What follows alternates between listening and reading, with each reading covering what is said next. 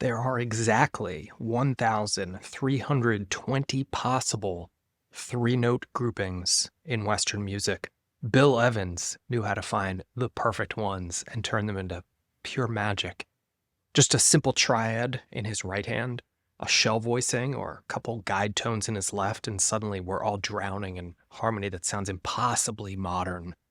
Meanwhile, us guitar players, we spend years chasing seventh chords, drop voicings, stacks of upper extensions, desperately trying to glue together as many complicated shapes as possible, and yet somehow it still doesn't sound as natural or as sophisticated as our piano playing brothers. But what if the problem isn't that the guitar is some kind of broken orchestra, or even that we're not practicing enough? What if the real issue is that we've been looking at harmony the wrong way? What if we stopped thinking like guitarists and started thinking like a Bill Evans style pianist right here on the fretboard?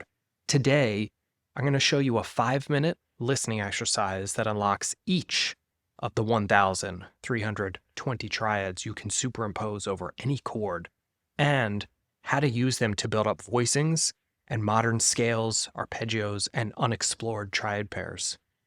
In the melodic triads world, we call this the imaginary piano player framework. And once you see it, it will completely change what you think is possible on guitar. It's the approach I used to rebuild my own harmonic and melodic language after brain disease forced me to start over. And it's the same system that helped my student Gary. Helps me develop a much more concrete musical language. Both linearly and harmonically, everything's improved. If you're a returning subscriber, give me a thumbs up, drop a comment below, let me know what you've been working on. If you're new here, I'm Jordan. I studied and played with Schofield, Rosenwinkel, and Peter Bernstein. I taught jazz at NYU and Fordham here in New York City. Then a mysterious brain disease took away my ability to play and forced me to start over. I started this channel to share the wisdom of my mentors, what worked for my students, and the breakthroughs I discovered starting again with you. I hope by the end of this video you'll be interested in subscribing and hanging for a while. I'm going to break this video down into 3 parts. Part 1, the ear. I'll demonstrate a 5-minute listening exercise that reveals every possible 3-note grouping from all 1,320 that can work over any chord family. Part 2, the formula. I'll show you a simple formula that can turn any triad into an impossibly hip modern voicing. Part 3, the language. I'll show you how to turn that same triad into a complete living language filled with modern scales, arpeggios, and triad pairs that bring your harmony to life. Part 1, the ear, a 5-minute listening exercise.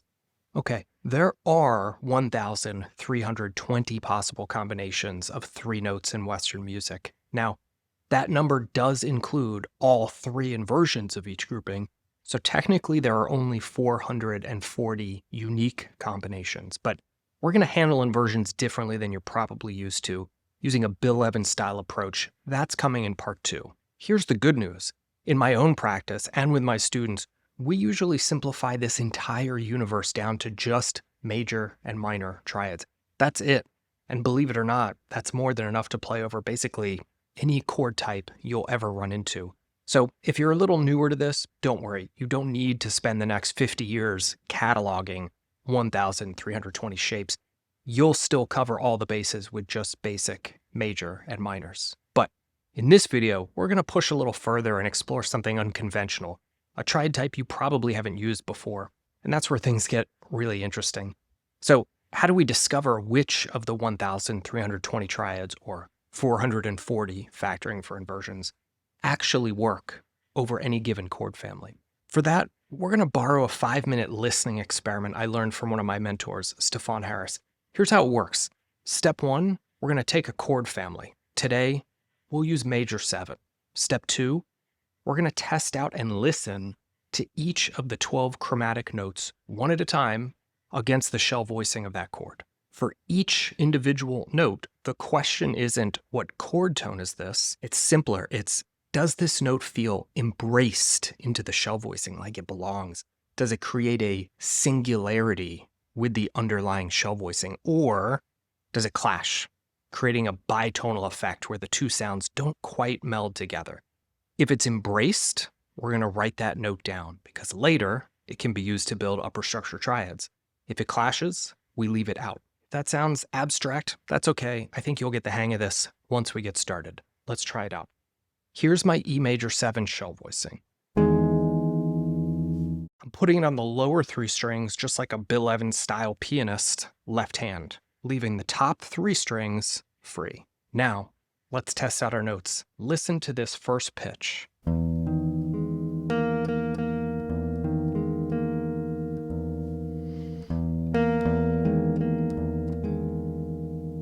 Remember, the question is not what chord tone is this, it's does it feel embraced into the shell voicing, like they're coming together into a singularity that creates a whole new entity? Or does it feel like it's clashing against it, like there's a shell voicing down here and there's a random note that's sort of butting heads with it? I hear this note as a singularity, so I'm going to go ahead and jot this note down. This is B flat. Next, B natural. Okay, that one also definitely works, so I'm going to write down B natural. Let's keep going.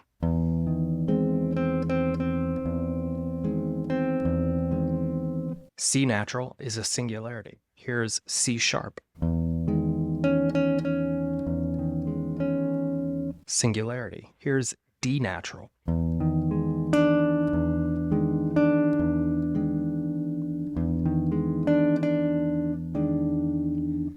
This is not a singularity. I actually love the sound of this, and you might want to use it. I would use this when I'm comping or arranging, but it's not a singularity. It clashes with the shell voicing.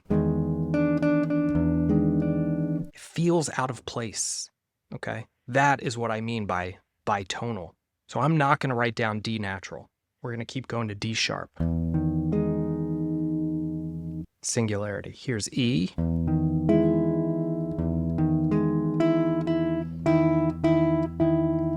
This is not a singularity.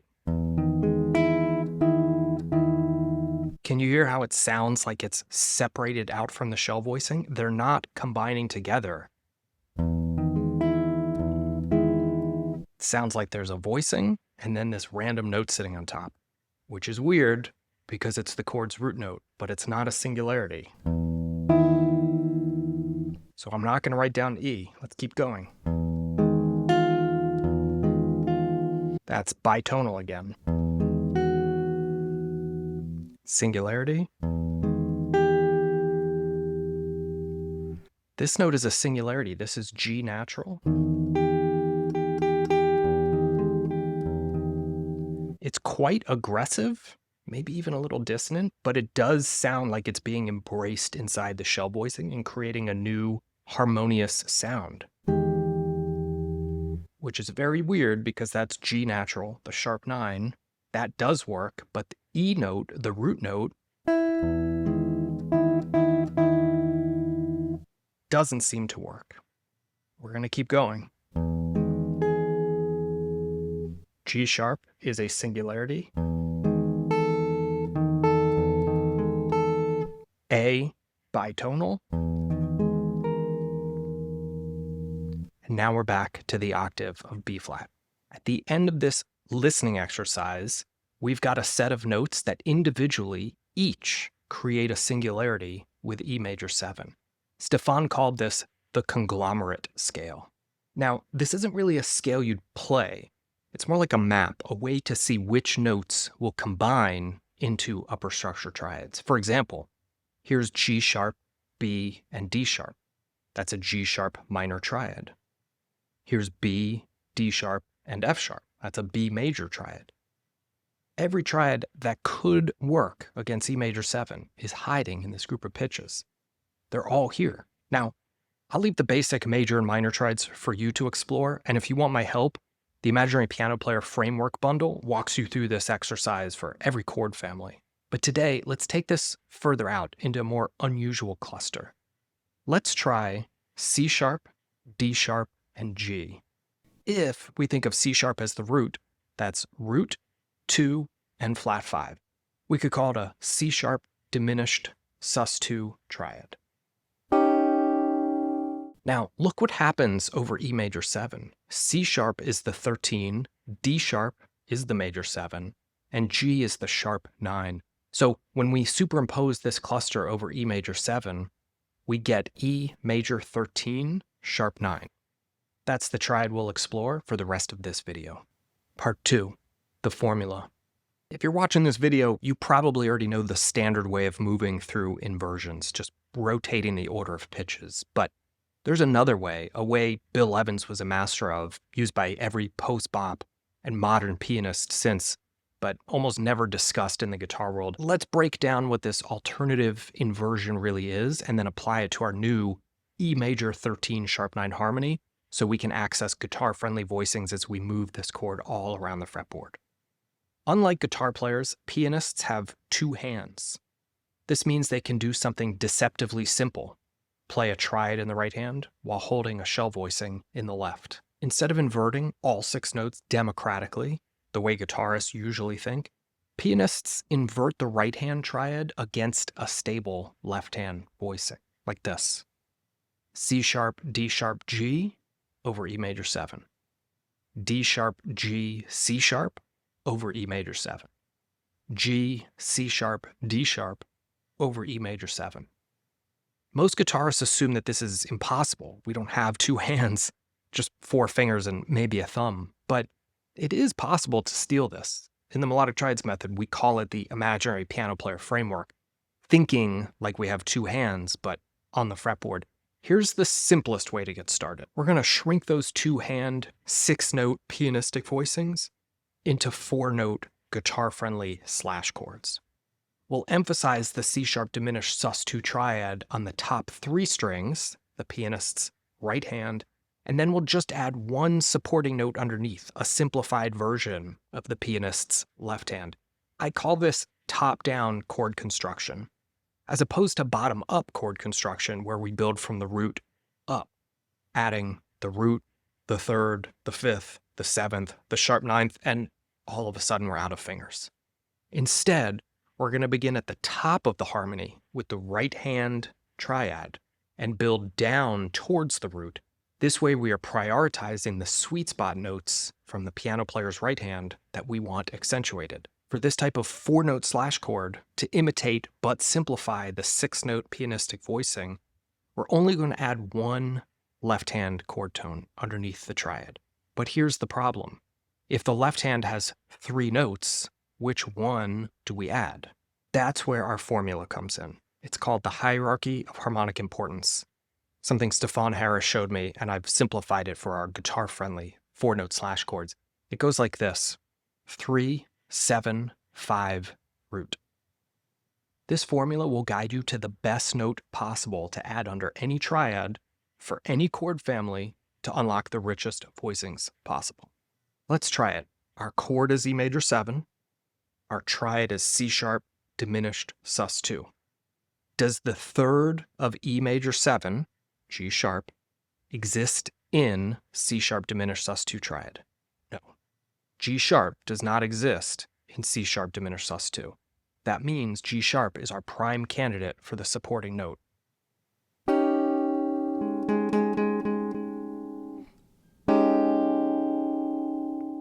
Now this voicing sounds great to my ear, but here's the catch. Sometimes you'll run into what I call a parasite sound. That's when your added note hijacks the harmony and forces it to sound like something else. For example, if we were playing just a C major triad and we put a D flat underneath it, that sounds like a diminished chord to me. And there's pretty much no way you could trick somebody into hearing a diminished chord and make them think they're hearing a major 7 chord. So I would avoid this voicing. Or if you used a C major triad and put a D natural note underneath it, that just sounds way too much like a sus chord. There's no way to express major 7 while sounding like a sus chord. So you do need to use your ears and really listen when forming your voicings. And if that happens, no problem. You just go back to the hierarchy and move down the formula from the 3 to the 7. If the 7 doesn't work, you move to the 5. If the 5 doesn't work, you move to the root, until you eventually land on a note that does work. For today, G sharp works beautifully, so we place it under the triad, and now we've got this voicing. This is a rootless E major 13 sharp 9. If you're in a band, the bass player covers the root, and together you'll create this sound.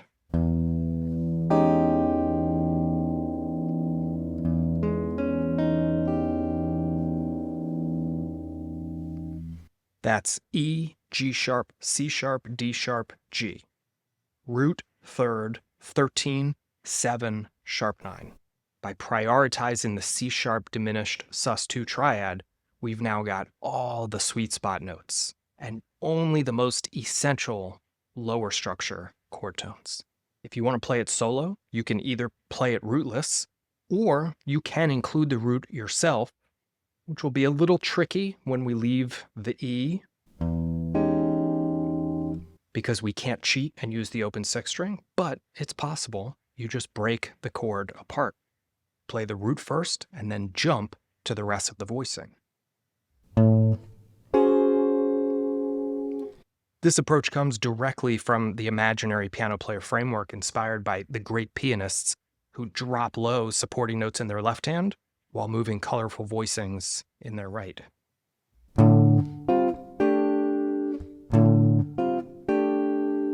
Think McCoy Tyner, Bill Evans. Now, let's plug this in to our Bill Evans inversion approach. We'll invert the right hand triad on the top 3 strings while keeping the left hand supporting note underneath. Here's our C sharp diminished sus2 triad. Next inversion. Still on the top 3 strings. Now let's add the G sharp note and the open 6th root note. And finally, the last inversion. Here it is with G sharp underneath. You can find all 3 of these voicings notated inside the E major 13 sharp 9 cheat sheet, which is included in the Imaginary Piano Player Framework bundle, linked in the description. That bundle also includes the Sonic Explorer's Guide to the Universe and my altered dominant deep dive in our Bill Evans Fretboard Secrets course. I'll let you grab those resources and work on them in your own time. But now that we've got our 3 voicings down, let's take this to the next step. Part 3, the language. Before we dive in, a quick word of warning. In my recent video on how Charlie Parker used triads and quadratonics, a lot of you commented on how much you loved the simplicity. This section is going to get a little bit more advanced, but here's the thing. The core is still simple. It's still just triads and shell voicings. We're just going to apply them in a more creative way. If you want to keep it simpler, I'll link that Parker video below so you can revisit it anytime. If you watched that video and were wishing to see how to make things more complex, you're in the right place. Let's run with it. Arpeggios. Remember the imaginary piano player framework. Right hand triad, left hand shell voicing. This logic does not just give us voicings. It also gives us fantastic arpeggios. Here's the framework. We arpeggiate the left hand harmony first, and then flow straight into the upper structure triad as we ascend.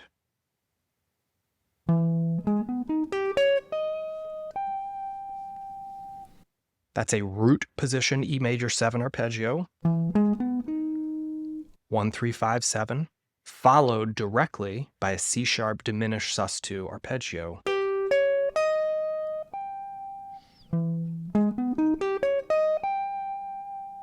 Now remember, our inversions are not democratic. We can invert the chord tones in the lower register, and we can invert the triad in the upper register, but we always keep them stacked separately, just like our imaginary piano player's hands. Triad over basic harmony.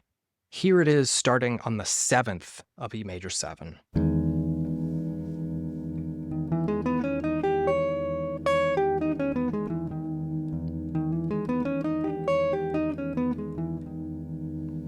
Now we've got 2-octave arpeggios, where each octave outlines a different hand of our imaginary piano player, and when put together express the entirety of our fully extended, 2-handed pianistic voicings, quadratonics. Okay, now let's build this out melodically. Just like we added G sharp under the C sharp diminished sus2 triad to create our guitar-friendly slash chord voicings, we can add that same G sharp note melodically, turning the triad into a quadratonic. If you missed the Instabop video where I showed quadratonics in Charlie Parker's music, quadratonics are not just 4-note scales. They're structures designed for organizing melodic tension and resolution and creating instant lyrical phrases. That G sharp should sound and feel like a melodic tension note, craving resolution down to the G natural.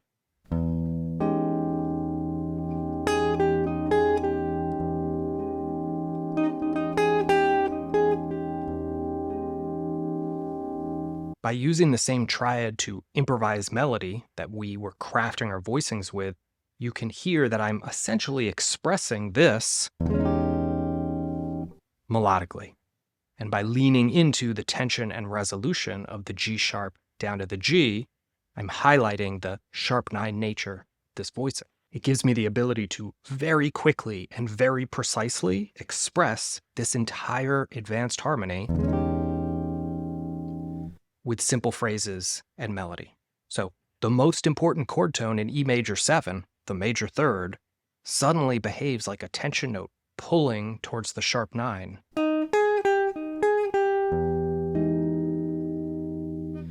Since we don't actually have two hands, one trick we use in the imaginary piano player framework is what I call the right hand, left hand jumping game. Play a phrase, stab the shell voicing. Phrase, shell voicing.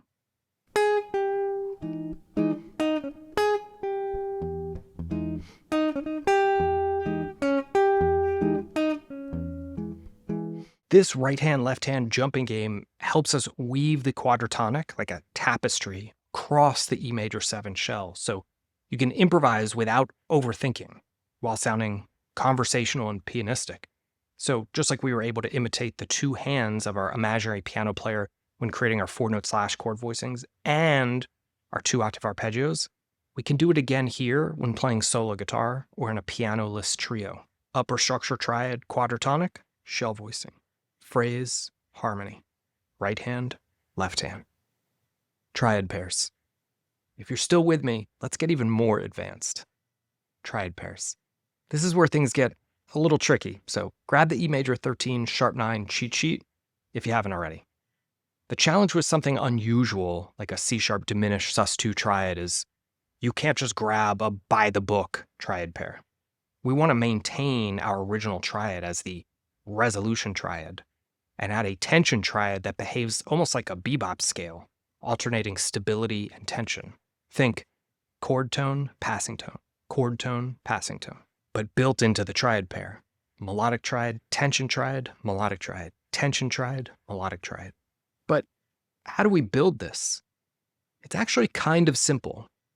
We look between each pair of consecutive triad tones, and we add the most harmonically respectful chord tone to the chord we're playing in our left hand, E major 7, as a passing note in between each of the triad tones. For example, between G and C sharp, our go-to note from before that we took from the hierarchy of harmonic importance was G sharp. That is a harmonically respectful note to E major 7 that can act as a passing tone between G and C sharp.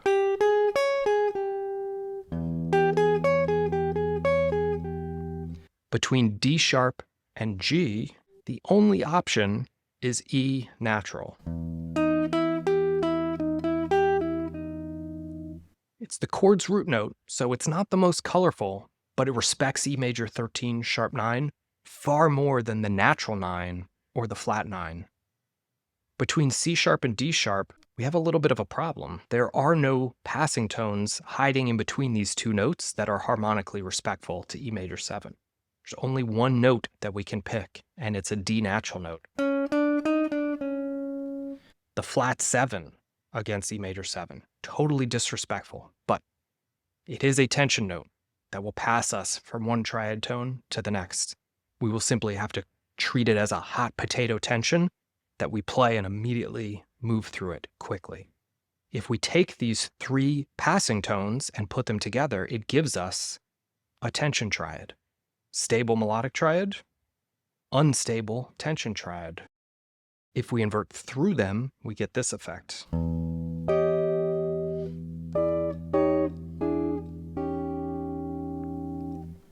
Melodic triad, tension triad, melodic triad, tension triad. C sharp diminished sus2, D diminished sus2. Stable, tension.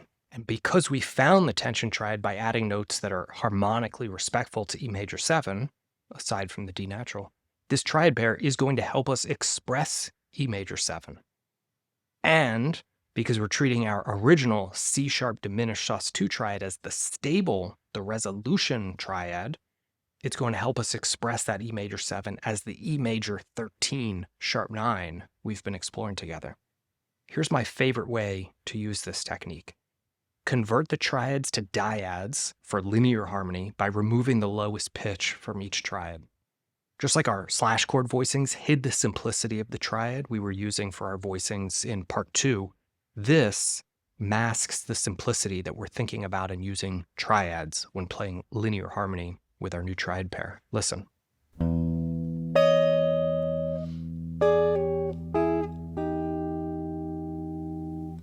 This doesn't sound anything like triads to my ear. And check this out. If we start putting the puzzle pieces together,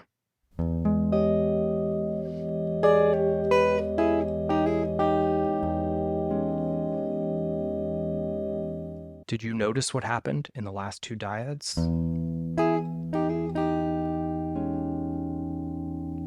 Did you hear tension resolution?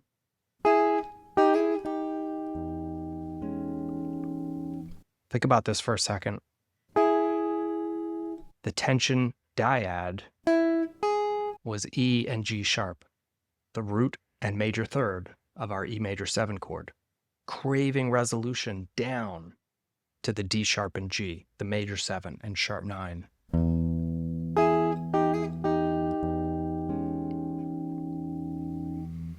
That is the magic of learning to use triads the way a Bill Evans style pianist does on the fretboard.